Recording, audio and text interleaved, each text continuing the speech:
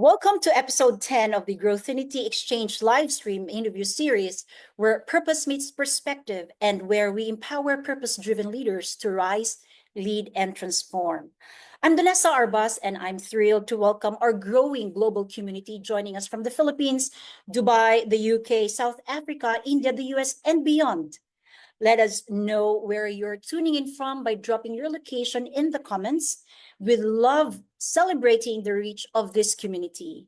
And as always, your voice matters here, so feel free to ask questions or share insights throughout the session. Today's topic is both practical and transformative for every leader and team builder. Leading with personality, using DISC to build high-performing teams in the workplace. In today's complex and fast-moving work environments, understanding how people are wired can unlock the key to higher collaboration, better communication, and stronger results. The DISC personality model helps leaders recognize and appreciate different behavioral styles, so teams can thrive, not just work together.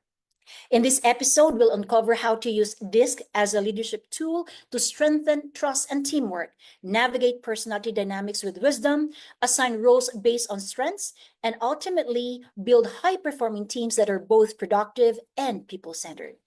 Whether you're leading a startup, managing a corporate team, or mentoring emerging leaders, this episode is for you. Now let's welcome today's expert speaker. Daisy Calianta is a multi-awarded and highly rated CEO, motivational speaker, international facilitator, seasoned HR consultant, corporate educator, leadership coach, and author. She's a certified HR professional and DISC coach with over 25 years of leadership experience in all core areas of human resources.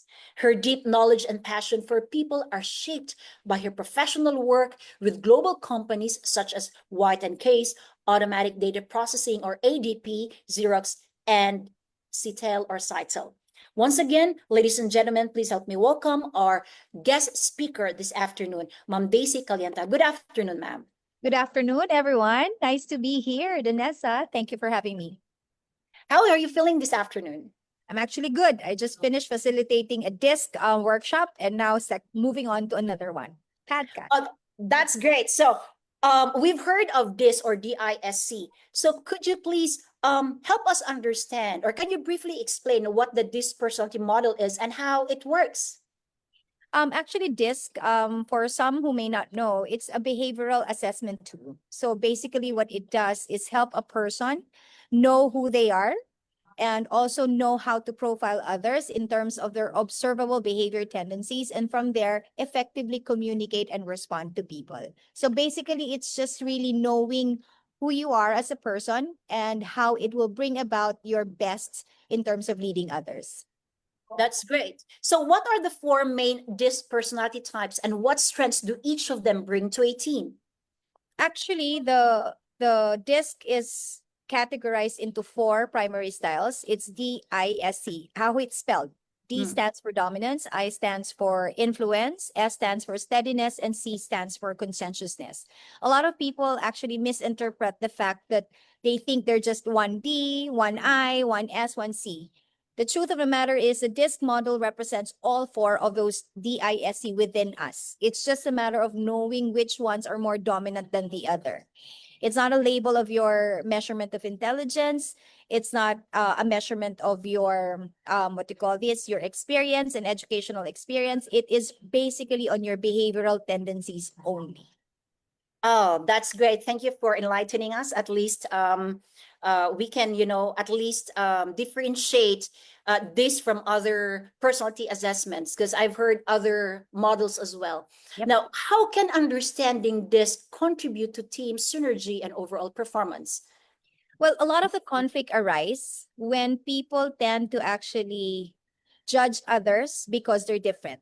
Let's accept it, Vanessa. People don't like change. People don't like difference.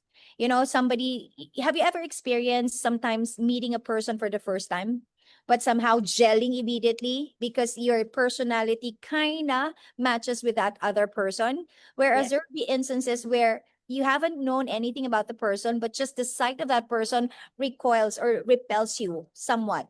And that's the problem with not being able to know who we are and knowing others, because our tendency is to judge people based on how we feel. Mm. This actually helps you in that because it brings about, first and foremost, your awareness towards who you are. When you know yourself, you're better confident. You're more confident, you're more assured. So that takes away fear and pride. When you have fear and pride out of the way, it gives you now a better understanding of others. So a lot of conflict could actually be avoided when you know DISC. That's great, because I believe even in our community we have quite a number of leaders, and based on what you've just said, this personality assessment is a very helpful tool for us to develop a high performing team. But can you give us a real life example or case where applying this significantly improved team productivity or reduced conflict? A very specific example. Sometimes you're in a meeting, right? And then there's one person who may appear very direct to the point, right? Mm. So a person who's high D normally would be very brief, concise, but very insensitive also to what other people say. They're into more results driven, but they're not concerned about what people think or what people feel. Can you imagine being in a room where it's a lot of high Ds? Mm. They're not concerned about how you feel. They're not concerned about how you came about with the thought process. They just want results. Now, here comes a high C or a high S. Very sensitive, very precision driven, very data driven. If you respond as a high D, they will look at the environment as very threatening. And if you view an environment as threatening, they will not bring out the best response. What they will do is shy away and not say anything. And Mm. not being able to know that about the S and the C people actually would be able to stop the communication flow from continuing. Remember, if a person's defense is on a high, then they will not respond accurately. And that's the Mm. reason why in a meeting, if people will not be able to open up and be vulnerable, you're not going to be able to make the best out of such a meeting. That's an eye opener. Yeah, I like what you said earlier. We need to be a little bit. We need to be more observant in terms of personality types, because more often, especially when the person is more of a D type, we have the tendency to take so much of the time talking and not giving even others the chance. So I hope for those who are listening to us, so far, even for the first 10 minutes of this conversation, that is already a very substantial takeaway. So going back to DISC, or even for those who may have understood this, could you please enlighten us or give us or enumerate some common misunderstandings leaders have about personality-driven teamwork? Well, a lot of people would think that they don't need personality driven data to be able to create teamwork. Mm. Now, the problem with that is you can't run your business where everybody is of the same profile as you are. Mm. How do I say this simply? If I'm going to ask you, Danessa, do you want to be married to yourself? Um, no, no, I don't no. think so. I mean, Yes. can you imagine two Ds being married to one another? It's going to be World War 3, 4, 5, 6, 7, 8. I don't know how many wars you're going to be creating in a short time, Mhm. because both of you would be very dominant of each other. Neither would it be good for people that are highly S to be married together.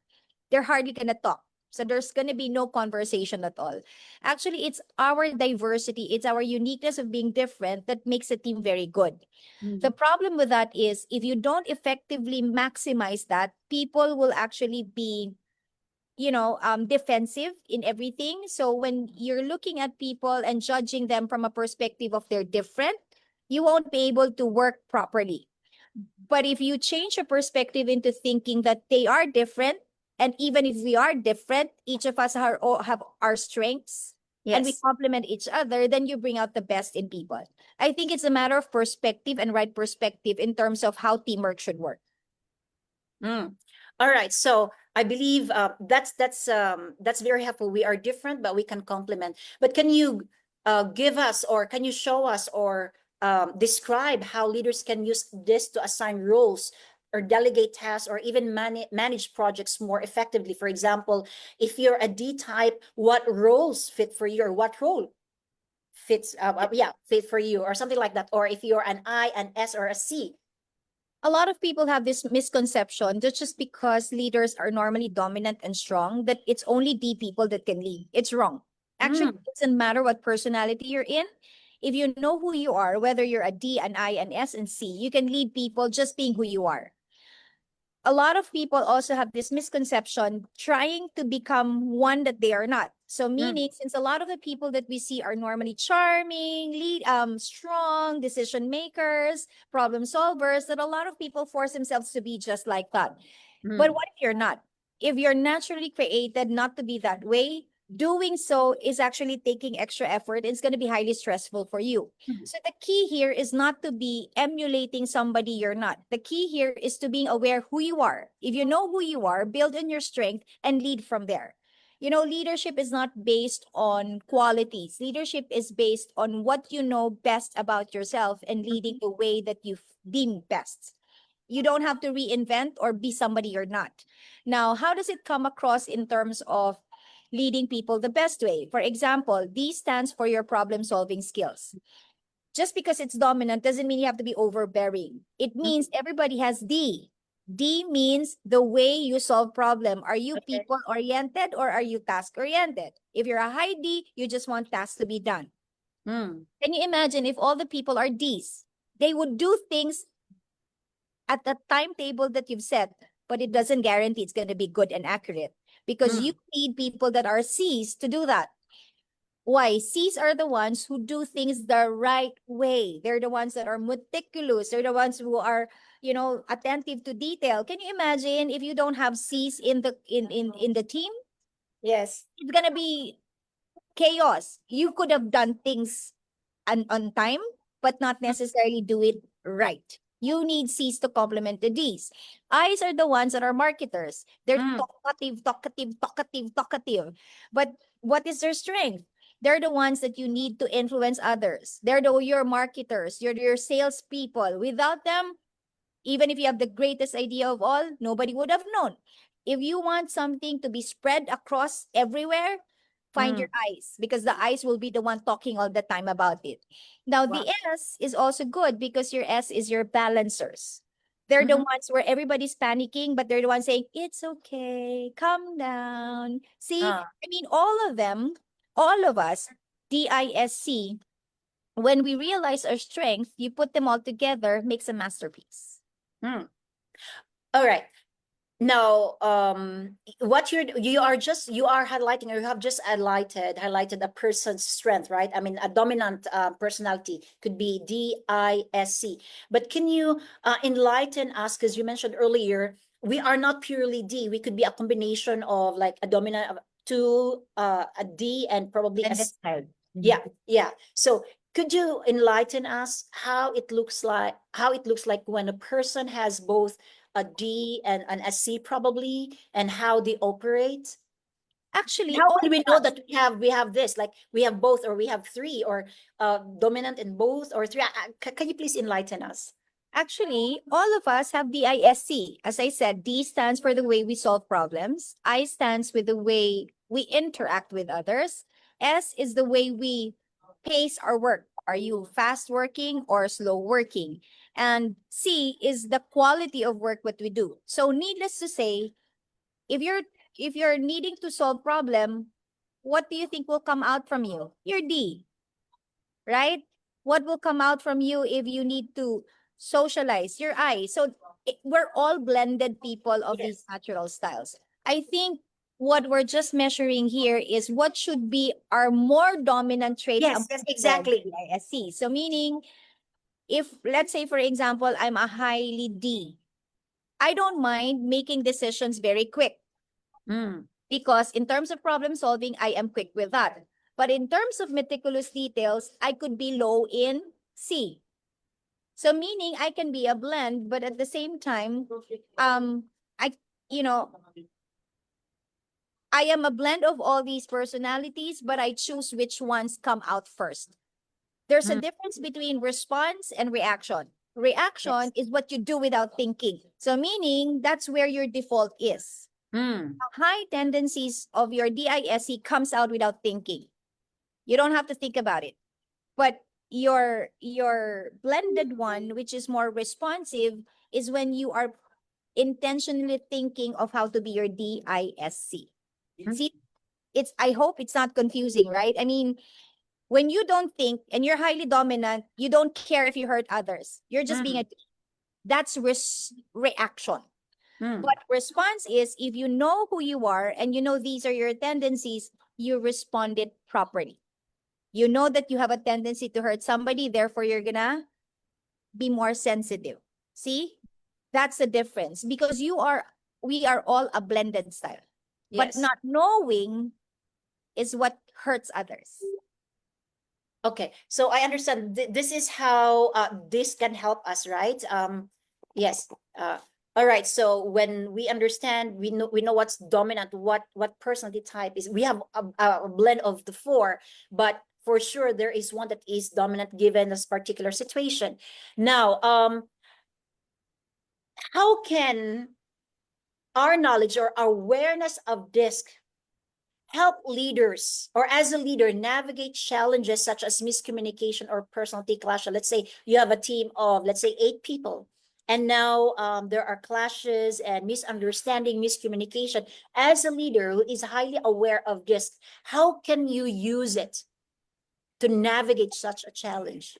A lot of misinterpretation again in the workplace is that knowing who you are sometimes becomes an excuse to lord over people. What I mean by this, yeah, I know I'm D, but I'm not gonna adjust. Meaning you adjust to me because I'm the leader. And that is not what leadership or true leadership is. Actually, true leadership is not about being strong in terms of who you are. A true leader is being able to adjust effectively as to who you're leading. See, that's a big difference. When leaders are not effective, the people adjust to their style. But effective leaders are the ones adjusting their style to the people that they lead so that they can effectively communicate to others.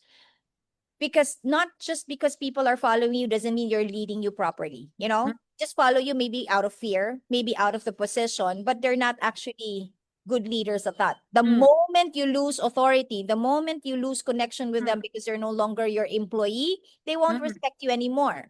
But effective leaders are those even beyond work, people follow you because you have made a connection to them. That's what this tries to help you to become effective leaders. Okay, so let's put a scenario. Let's say a person is a D, dominantly D, okay? And this person needs to deal with a person S. Could you give an example how this D person can communicate to this team member who is highly S?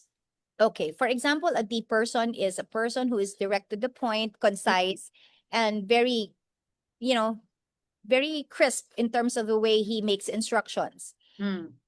If you know this is your style and the person you're about to give instruction is an S, you can't use your normal tone because an S will shy away from a D. So let me give an example. If I'm talking to a D and a D, if I'm D and I'm talking to a D and I say this way, no sugar coating. Can you make this report at the end of the day? And I need this at my desk. Another person would say, what time? 4 p.m. Okay, that's it. Nothing. There's nothing personal against each other. They understood each other because to them, instructions, give me what my deliverables are, give me my timeline. I'm good. Okay. I'm good with that. But if I use the same tone with an S, I will shy away because the S needs the tone of the person giving instruction should be friendly. Because an S likes calm and harmony. So if I'm a D and I know I'm talking to a person or a subordinate who's an S, I need to adjust my tone. So what will I do? Hi, Donessa. See, I had to adjust my voice. Yes, Miss Daisy. I need a report by 4 p.m. at the end of the day. Would that be okay with you? If I use that tone of voice, I still get what I want, but I need to adjust in order to effectively communicate. Because if I didn't adjust, that would be looked upon as overbearing. That would be Mm. looked upon as, something that is threatening to me. And I may probably just say yes if I'm S, but I may not have understood what you said. Okay, that's clear. That's beautiful. How about an I to a C? I is very easy. I is they're the person who lights up the room. I is the most congenial and friendly person. So there's no problem with that. But the problem with the I is they like to be friendly, but they leave out instructions. A Okay. C likes instruction because they want to do things accurately. So an I, for example, would talk to us to I as well would be like this. Hi Danessa. See, friendly, energetic. Can you give me the report at 4 p.m. tonight or today at the end of the day? Another I would say, oh, of course. How are you today? See, they would even have these side comments and side conversations as if they have the whole time in their hands and they're supposed to come up with the report at 4 p.m. But if you're talking to a C, you can't say that. You Mm. still have to be calm and friendly, not overbearing, not D, but you have to give proper instructions because remember, the C wants accuracy. Mm. So how I would respond to a C would be like this. Hi, Donessa, I need a report by 4 p.m. at the end of the day. But specifically, the report I would need is this, and that. Because Mm. C's like accuracy, C's like process, C's likes detail. Mm. See, it's the same end result, but you as a leader, you're adjusting to what they need. Mm. That's the difference. That's beautiful. Um, Even communication itself, I believe just hearing from you for the last 20 minutes, that itself is, I would say, transformative because knowing or understanding, really taking the effort to understand the personality of of of your team player, or even in your group. It allows us to put that, a bit extra effort to change the way we communicate. And sometimes, or more often than not, we people have the tendency to stay on our personality, especially when there are so many deliverables, right? So, and you become too task oriented. Now here I go again, task oriented, and we struggle to bend our personality. But the question is, how can we extend ourselves or stretch ourselves? Let's say, okay, the person is, we have all of these four personality types, but the person is dominantly, let's say, a D type. What practical tips can you suggest for us to extend, to be more flexible? We have the knowledge, we have the awareness, but to really put that into action. Actually, a lot of it has to do with what do you want to achieve? As I said, it all depends. Like, given what you just said, if a leader is not unyielding, meaning a leader just wants to lead and doesn't care, that person will not adjust. The other people will adjust to him, right? So it doesn't matter if you're ruling out of fear or ruling out of your personality, he just doesn't care. But is that effective communication? Is that effective leadership? I don't think so, right? So meaning, from my perspective, how I would look at it is adjusting your personality should be a conscious effort. Mm. I think more than, even if there are others who got certified in this, even if they already know this, the thing is, if your heart is not right, they even use this to manipulate people into what they want to do, which is Mm. wrong. Thing is, you're not supposed to know people or profile people just to get what you want from them. You're supposed to profile people to bring out the best in them. So I think the question that I have to ask everybody who wants to know DISC is, why are they doing it in the first place? You have to know why. Why do you want to be certified in DISC? Why do you want to understand people? If your reason for understanding people is because you want to get to manipulate people into doing what you want, I don't think that's going to be effective leadership. You can do it. By all means, do it, but it doesn't make you a good leader. But if trying to understand who you are and trying to understand others, and your purpose in life is to bring out teamwork, to bring out high performing team, then I think that should be your end goal. You're not doing this to profile people or put them into at categories, but rather know their bests and their strength and give assignments leveraging on that strength. And then if you know their weakness, then you as a leader try to minimize those weakness by giving them the trainings that they need. See, it's different. Some people would use this, know their weakness, and then use it against the person. In this, it shouldn't be the case. It allows you to become an effective leader because you leverage on their strength, and their weakness you turn into strength. I think that's where the difference lie. All right.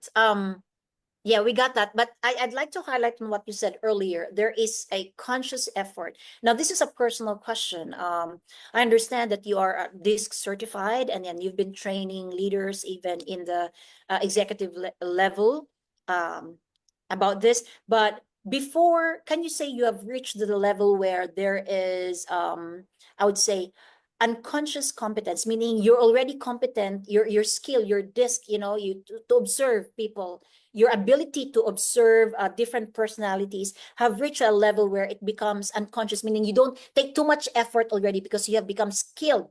Because in the beginning, there's conscious effort to really adjust, and this is me, and you feel, in fact, sometimes the pain and the stretching of yourself. But can you see you've reached the level where that skill has become a little bit smooth and you can spot it easily, and you can, is it possible to reach, or even possible to reach to that level? And you can help bring out the best in people. Is it possible? Well, first off, the answer to that, I think, is yes. I mean, but you have to actually have the passion for it, right? You have to have the right heart for it. Initially, it would feel messy, it would feel clumsy because it's hard as it is already to construct response to questions from others. And then to be able to profile people and then be aware of Yes. yourself. That's kind of like altogether hard. I mean, okay, I'm a DI and the person I'm talking to is an SC. How am I supposed to respond? I mean, if you're gonna do it all at the same time and it's the first time, it's confusing. And a lot of people would Exactly. just, oh, I'll just drop this. I'll just want to be myself, right? But that's the reason why it takes time. It takes time. It takes heart. You know, like into anything, you can be clumsy in the beginning, but if you understand why you're doing it and the purpose is good, and it because it brings out the best in people, then you'll not drop the ball. You'll keep trying and you'll keep doing it until it becomes second skin. Now, if you're gonna ask me, yes, I no longer categorize people at the ISC or whatever. It comes naturally for me already because you've been doing it for a long time. And third, I think another thing that people misinterpret, just because you profile people, they think they know it all. No, to me, I profile people, for example, but I don't label them as such. Because at the end of the day, when you start labeling, you're looking at people with judgment. You're supposed to look at people with curiosity, not judgment. Nice.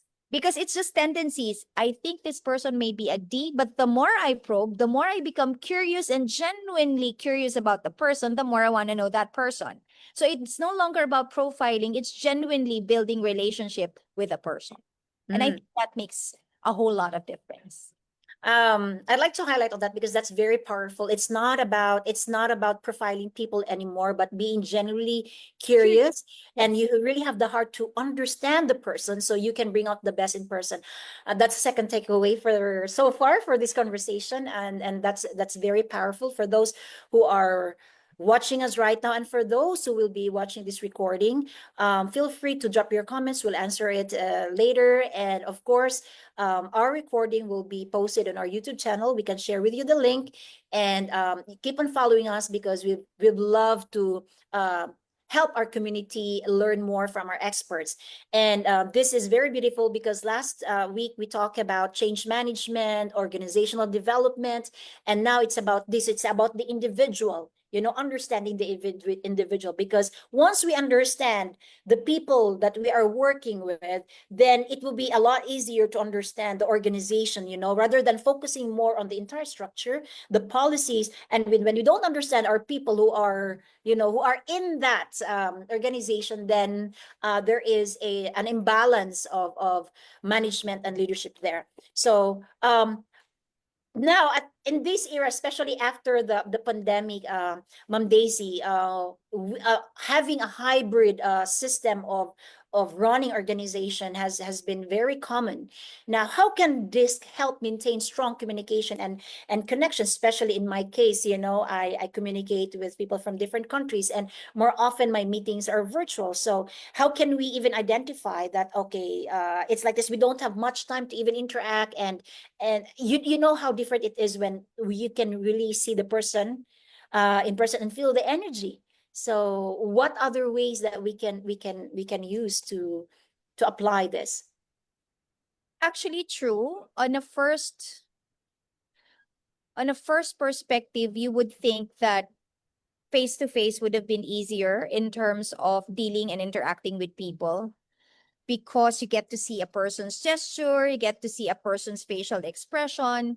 But in truth and the matter, it doesn't matter if it's face to face or online, because it Mm. has its pros and cons.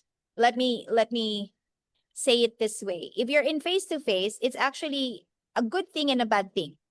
If you see somebody who's kind of not wanting what you say and the facial expression says it all, you can actually get intimidated by it and maybe a little daunted at first and shaken. If you're facilitating and you see their faces like that, you kind of second guess yourself. Am I saying it the right way? Because people are responding this way. And that's kind of, the disadvantage of face to face.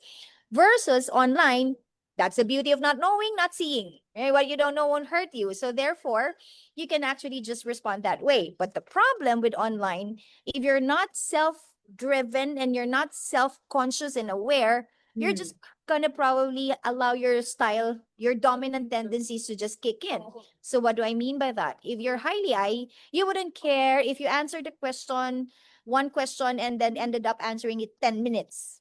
If you're a C Mm. person, instead of answering a question 1 or 2 minutes or just say yes or no, you're going to answer 10, 20, 20 process to get through it, which people don't actually know and don't understand and don't even care. So I think a lot of it has to do with the fact that if you're aware, you know that there are audience who need a short answer Mm. and then stop and then maybe, is it okay to continue? It's self-checking. Okay. Being aware of DISC, you're also managing yourself that all different types need to be catered and addressed to by the way you communicate. And I think that's the beauty and the challenge of it all. Wow.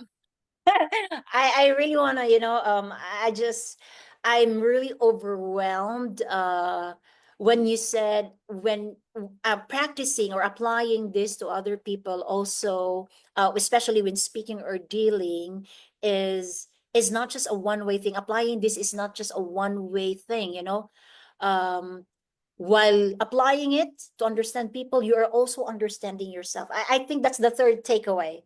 I like that. So while you speak and you listen, I think the art of listening also Yeah. plays a major role here. So you need to listen to the one you're dealing with, and also listen to yourself as you speak, because sometimes we get carried away with our emotion, and someone is saying something, we cannot control ourselves. So I think part of this is also learning how to listen carefully, right? Do you agree? Yep. Yeah. By the way, before we continue, I'd like to acknowledge our viewers. We have Hello. Rochco Villaluz. Thank you for watching us. We have Arnold Gonzaga. Please let us know where you're watching us from. We have Nestor Togadel Laideros watching us from Subic. We have Meg Kunsing. Thank you for tuning in. And you are free to drop your questions on the comment section. We would love to hear from you. And I believe Ma'am Daisy is very much excited or more than willing to answer your questions before our time is up. All Hi, right. Josh. Yes. And let's continue. Now, how can this be used? How can a disaware team culture look and feel compared to a team that lacks self-awareness? Can you imagine going into a war not being aware who you are? It's gonna be chaos, right? People will just kill each other. So can you imagine in going in a board meeting where people are looking at each other with judgment? So Mhm. people are measuring, engaging each other, not to be able to listen, but so to argue. And that's hard.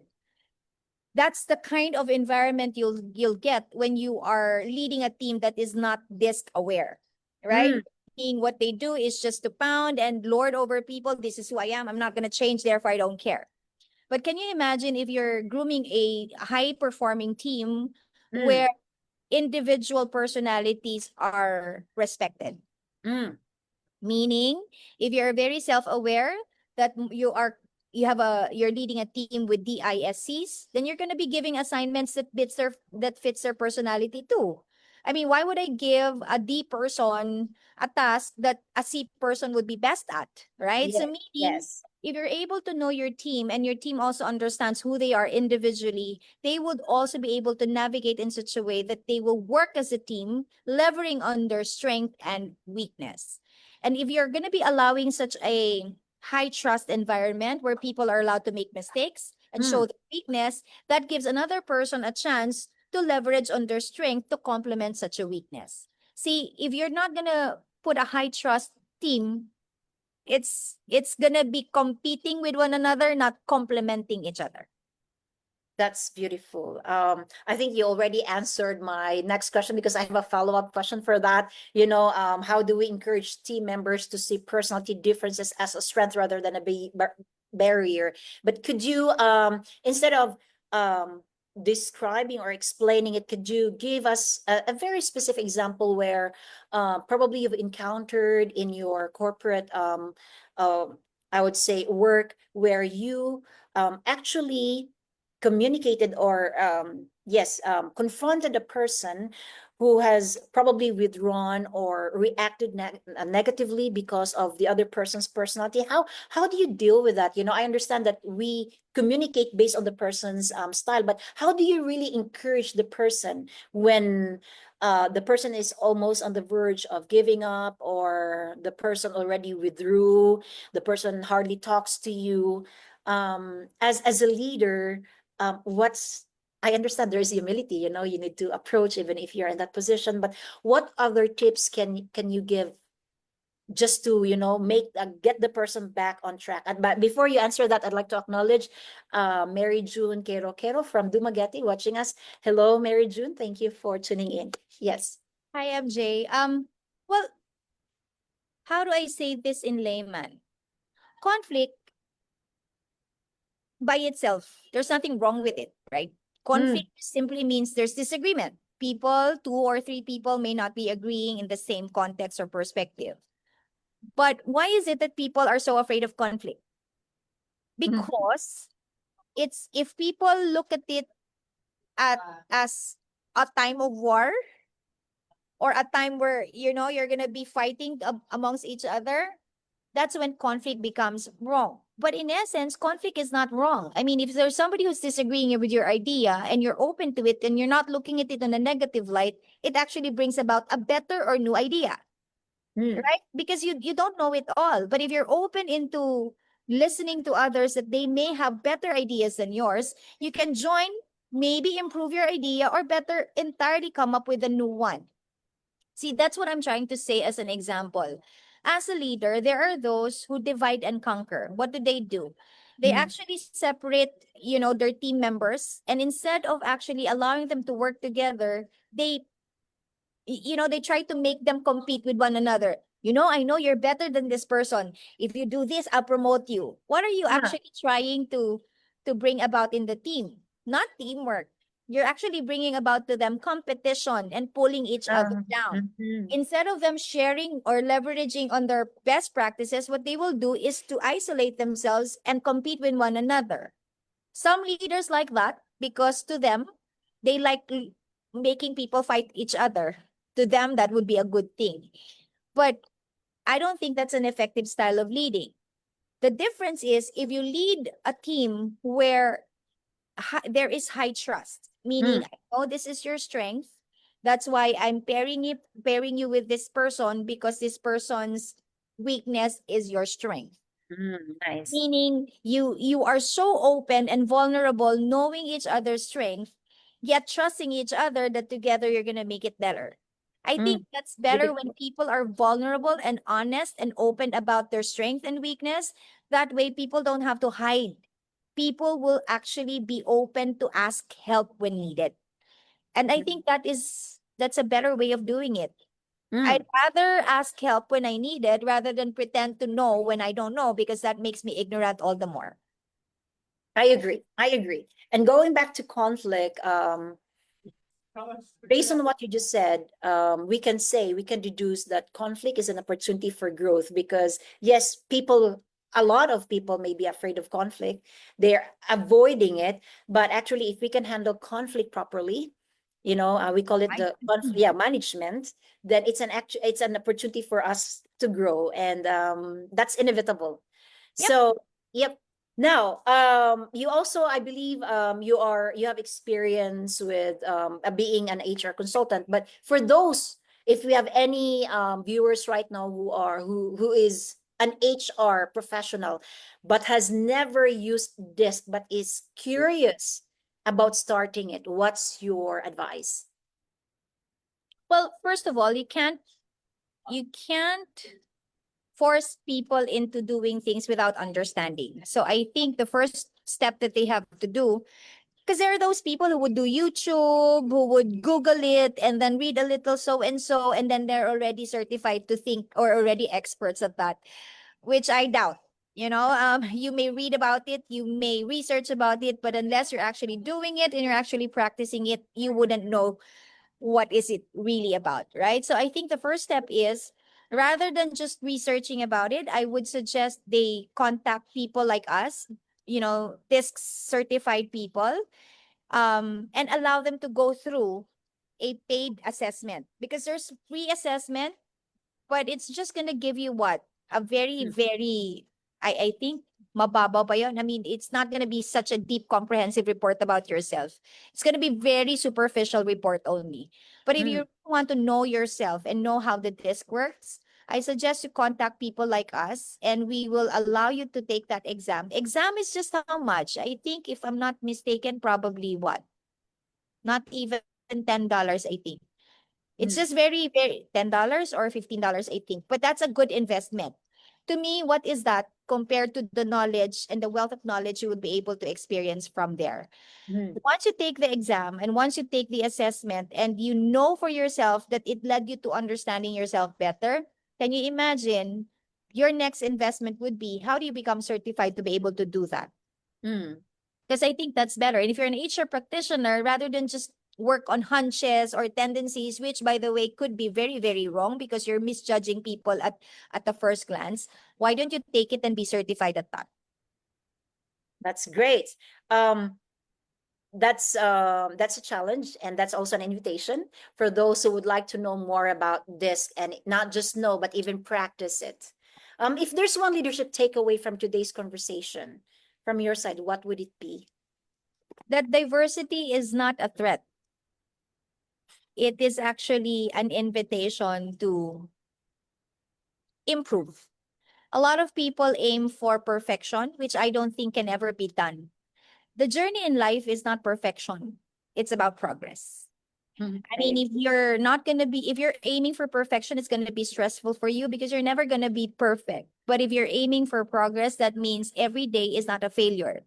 Yes. Because whether you succeed or whether you think you fail, the learnings you got in the process of failing makes you better. So Mhm. technically, there is no such thing as failure, but progress. And if your heart is open into that kind of thinking, I think there's no stopping or limitations in terms of what you can do more. That's beautiful. And for our last question, where can our audience learn about disc or access tools to get started? Well, where else to go to? In this point, there's so many people that you can go to, but yes, you can directly reach out to me as well if you're interested to take the disc, or if you want to have a coaching with me, or if you're gonna be able to become certified as well. But being a coach, would mean a lot more process. But still, what's nice about that is you can actually help more people to become the best of who they are through coaching as well. I mean, people like us are not just HR consultants. We also do life coaching and executive coaching, and this plays a very important role into that. Even in relationship, even in marriage, if you think of giving up your husband or your spouses, take the disc first and allow your spouse to take the disc first before filing a divorce. Because a lot of these things may be avoided if you just simply understand each other more. Oh, that's beautiful. Thank you so much, Ma'am Daisy Calienta, for sharing your insights and your wisdom. Indeed, it has been a powerful session, and we've seen how the DISC framework can do more than label personalities. It can unlock potential, foster trust, and elevate performance. Remember, great leaders don't manage people, they understand people. And when you understand how your team communicates, reacts, and contributes, you create space for excellence, empathy, and growth. I believe, do you have any last word, Mom Daisy, before we end this afternoon session? None. I just want to thank you for allowing me to be able to at least share my thoughts. And I'd like to thank the people that are participating, tuning in the, later on in your own time. I hope we were able to at least somehow give you a nugget of revelation or at least a nugget of wisdom with regards to what leading with personality can be for you. That's beautiful. And once again, thank you for joining us for episode 10 of the Growthinity Exchange live stream interview series. If today's insight sparked a leadership aha moment, make sure to like, share, and tag a fellow team builder or HR leader who would benefit from this conversation. Until next time, lead with clarity, communicate with purpose, and build with people in mind. So stay self-aware, stay people smart, stay Growthinity. Thank you.